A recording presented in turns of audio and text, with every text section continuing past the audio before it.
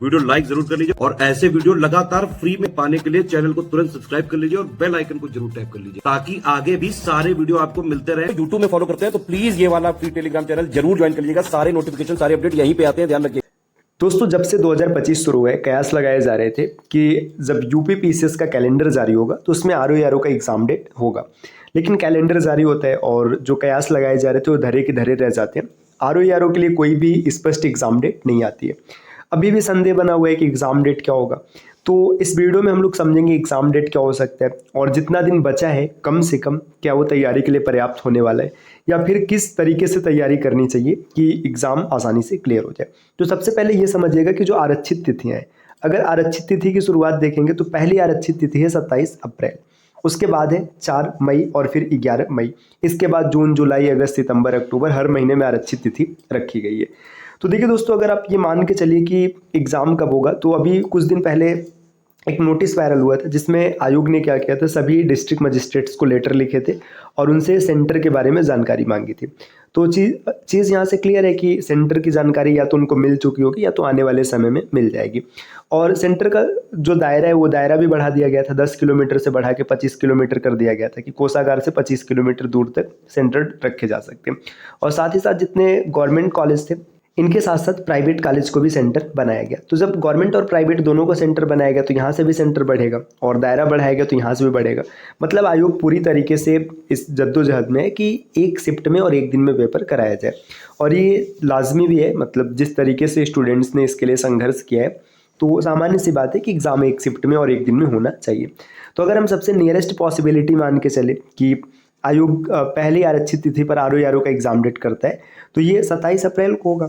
अगर मान के चलिए 27 अप्रैल से थोड़ा बहुत आगे जाता है तो एक सप्ताह आप आगे खिसका लीजिए, ये 4 मई को भी हो सकता है। संभावित तिथि 5 मई को भी हो सकती है। होने के लिए कुछ भी हो सकता है, एग्ज़ाम जून में भी जा सकता है, जुलाई में भी जा सकते हैं। लेकिन अब इतना ज़्यादा खींचेंगे इसका भी कोई तर्क नहीं बैठता है। तो ये मई या अप्रैल या फिर मई, ये सामान्य तौर पे आप अनुमान लगा सकते हैं कि इसी डेट पे एग्ज़ाम होने वाला है। चलिए हम लोग मानते हैं कि सबसे नियरेस्ट पॉसिबिलिटी 27 अप्रैल को एग्ज़ाम होता है। अगर 27 अप्रैल को एग्ज़ाम होता है तो पॉसिबिलिटी समझिए। 27 अप्रैल अगर आप मानेंगे तो मान लीजिए कि आज 30 तारीख है, तो मान लीजिए कि भाई ये 31 तारीख कल को छोड़ दीजिए, आप फरवरी से स्टार्ट करेंगे तो फरवरी में टोटल आपके पास 28 दिन रहेंगे। मार्च में 31 दिन होगा और अप्रैल में 27 को एग्जाम है तो हम 25 तक मानते हैं। ओवरऑल आपके पास कम से कम 84 दिन तो बचते ही हैं तैयारी के लिए। मतलब 84 डेज आराम से है आपके पास। आप 84 डेज से पहले अब आपका एग्ज़ाम नहीं होना है।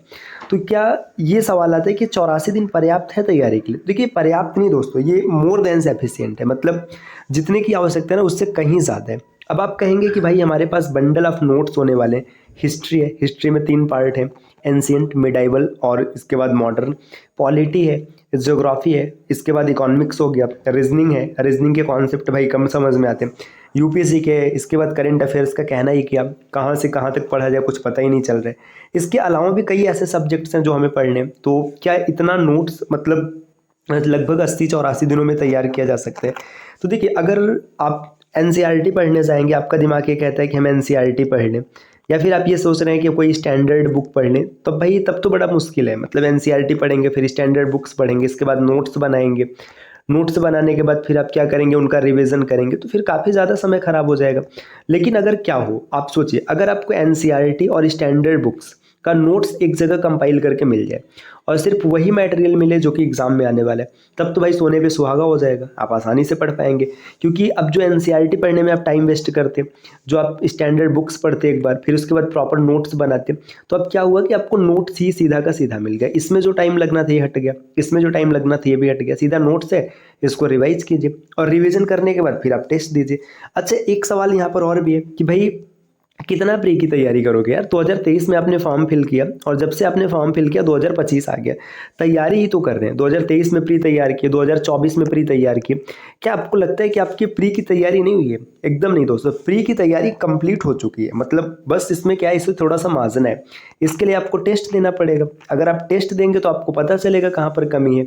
तो देखिए टेस्ट देने के लिए आप क्या करिए, इस सीरीज को ज्वाइन कर सकते हैं। इसमें आपको कंप्लीट टेस्ट मिलेगा। टेस्ट की संख्या होने वाली है 30, फुल लेंथ टेस्ट रहेंगे। वैलिडिटी 6 मंथ होगी और इसका प्राइस है मात्र 999 रुपये। और ये लेटेस्ट ट्रेंड और पैटर्न के अनुसार होगा। लेटेस्ट ट्रेंड पैटर्न का मतलब इसमें 200 क्वेश्चन का टेस्ट होगा। अब ये पुराना वाला पैटर्न नहीं होगा कि 140 प्रश्न आप पहले दीजिए फिर 60 प्रश्न दीजिए, ऐसा नहीं होगा। 200 प्रश्न एक साथ रहेंगे। अच्छा, अब जिन लोगों को ऐसा लगता है, जिनके मन में भ्रम है कि नहीं भैया अभी हमारी तैयारी नहीं हुई, हमको तैयारी करना है, तो वो क्या कर सकते हैं, वो पेड कोर्सेज को ज्वाइन कर सकते हैं। जब आप पेड कोर्सेज को ज्वाइन करेंगे तो वहाँ पे आपको कंप्लीट नोट्स मिल जाएंगे जिसे आप आसानी से पढ़ सकते हैं। अब कुछ लोगों का ये भी सवाल होता है कि हमें नोट्स से समझ में नहीं आता, जो PDF मिलता है हम उससे पढ़ नहीं पाते, तो इसके लिए आपको रिकॉर्डेड क्लासेस मिल जाएंगी। और रिकॉर्डेड क्लासेस के साथ साथ डाउट क्लियरेंस भी ग्रुप भी आपको जोड़ा जाएगा। अब ये डाउट क्लियरेंस ग्रुप जो होगा, यहाँ से आपके जितने भी डाउट्स हैं सब क्लियर हो जाएंगे। तो ये हर एक चीज़ आपको मिल सकती है स्टडी फॉर सिविल सर्विसेज के एप्लीकेशन पे। इसके लिए दो विकल्प है आपके पास, या तो प्ले स्टोर से SCS का एप्लीकेशन इंस्टॉल कीजिए और जैसी आपकी आवश्यकता है वैसा कोर्स ज्वाइन कीजिए। दूसरा ऑप्शन है कि नीचे स्क्रीन पर दिख रहे किसी भी नंबर पे आप कॉल या व्हाट्सएप करके जानकारी ले सकते हैं।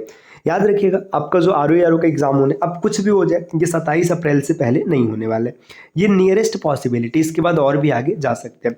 तो अभी आपके पास पर्याप्त समय है, लगभग 80-85 दिनों का। अगर आप एक सीरियस स्टूडेंट हैं, मन से पढ़ाई करते हैं, तो आप आसानी से एग्जाम क्लियर कर लेंगे।